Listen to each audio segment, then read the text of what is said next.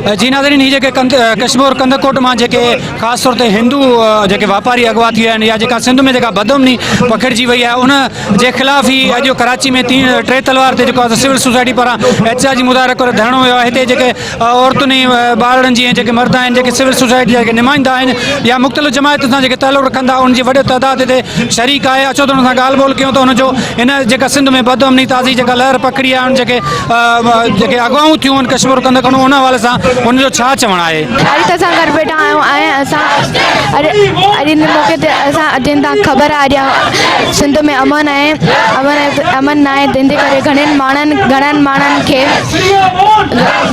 खे गनवट कयो थो वञे ऐं असां चऊं था जेके माण्हू अगवा थियल आहिनि उन्हनि खे रिलीज़ कयो वञे ऐं जेके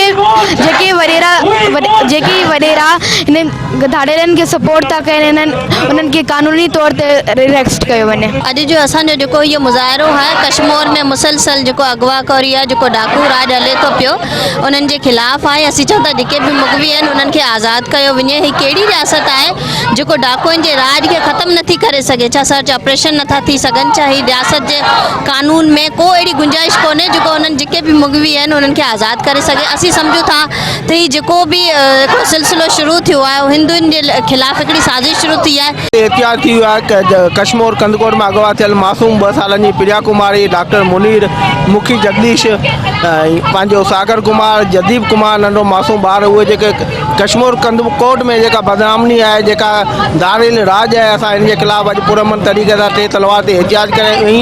हुकुमराननि खां पुलिस खां कानूनी इदारनि खां इहो मुतालबो करियूं था त असांजे हिननि मासूमनि खे बाज़ियाब कयो वञे जल्द आज़ादु करायो वञे न त हीअ एहतिजाज जो दाइरो जेको आहे उहो अॻियां वधी सघे थो। इंतज़ाम सफ़ा न आयल आहे कश्मीर जी कंदकोट जी इंतज़ाम हिनखे शर्म हुअणु घुरिजे। असां हिंदुनि खे इंसाफ़ कयो वञे। रियासत जो कमु आहे माण्हुनि जी हिफ़ाज़त करणु। हे उहो दौर न आहे जो हिते धाड़ेल हुजनि। धाड़ेलनि वारो हो पुराणो दौर हो। घरनि मां माण्हू अगवा कया था वञनि। हाणे धाड़ेलनि खे तव्हां नथा पुॼी सघो। उहे जिन जो को कसूर ई न आहे उन्हनि खे तव्हां अगवा करे था वञो।